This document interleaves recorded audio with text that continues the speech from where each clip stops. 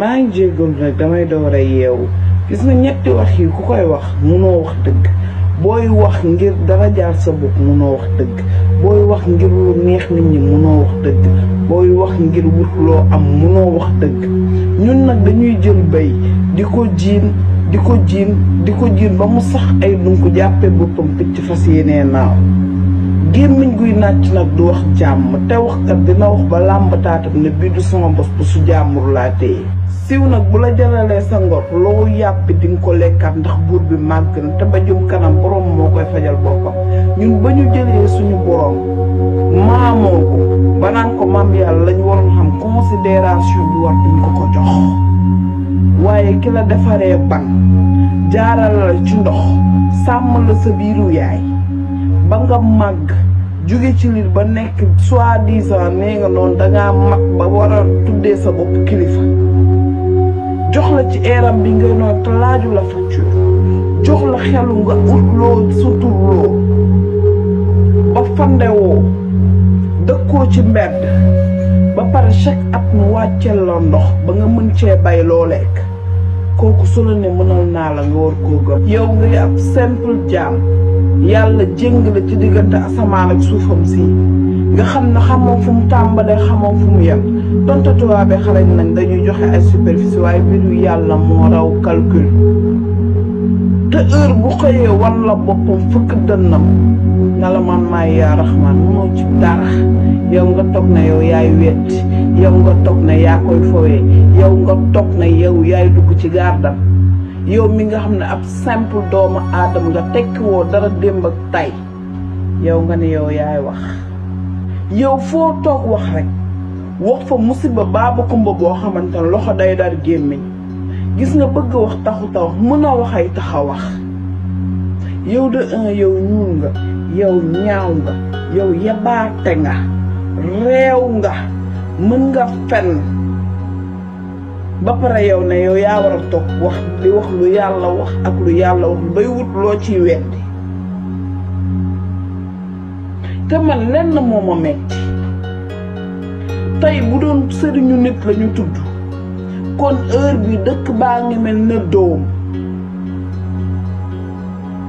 kuñ fi tudd sa sëriñ nga jaay ci sa bakkan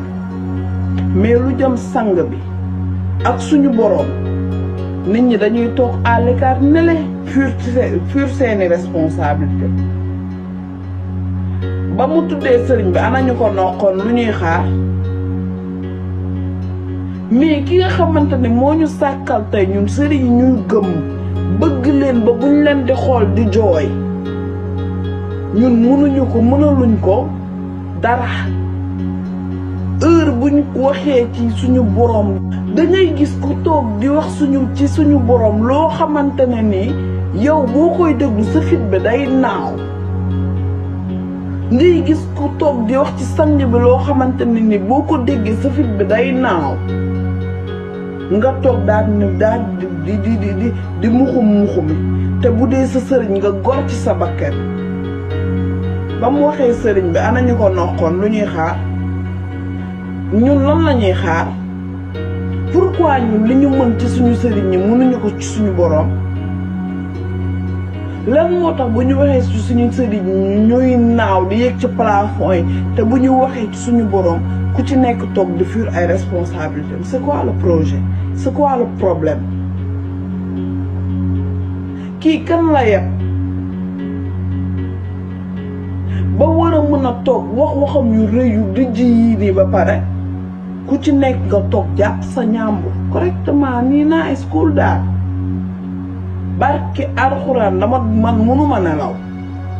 ba pare ma gis ay hypocrite toog naan xam-xam lay wax ban xam-xam lay wax ban xam-xam lay ban diine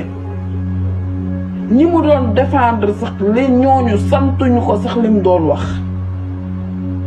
bu dee décès bi ñun dañ ko jooy ba amee ci méttitu bopp mais cela ne nous donne pas la raison weddi suñu diine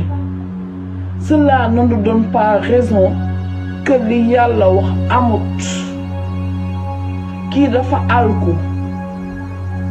mais c'est normal na gis nga yàlla bu la bëggee alal dalay waxloo ngay wër di wax ay waxu dof heure bii man de li ma gis actuellement nii man pour man sama tiit naa tiit boo xamante ne nii laaj na nu génne mbalaanu wasifa yi tinu parce que nit dina wax benn wax ñu bëggal ci askan ndax dañ koo seetaanoon man kii dama foog ne est-ce que Sidi va à l'école est-ce que boppam bi doxam ci est-ce que kii wér na réellement est-ce que ça va dans sa tête est-ce que il est seul dans sa tête parce que ku wér du wax waxam yu rëy yi ku wér du wax waxam yu dijj yi ku ci nekk am nga droit nga xool la la doy nga def ko waaye suñu borom du fowukaay diine du lu ñuy soppi waxu yàlla amut luñ ciy teg waxatuma la nag nga am fitu wax ci sa wax yu nganda yi nga xamante ne nii ku ko dégg sa fit bi day taxaw sa kaw plafond di la xaar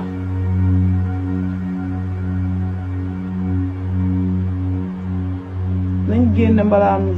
wasifa yi ñu tinu waxam ji rëy na waxam ji ku mu tiitalul man tiital na ma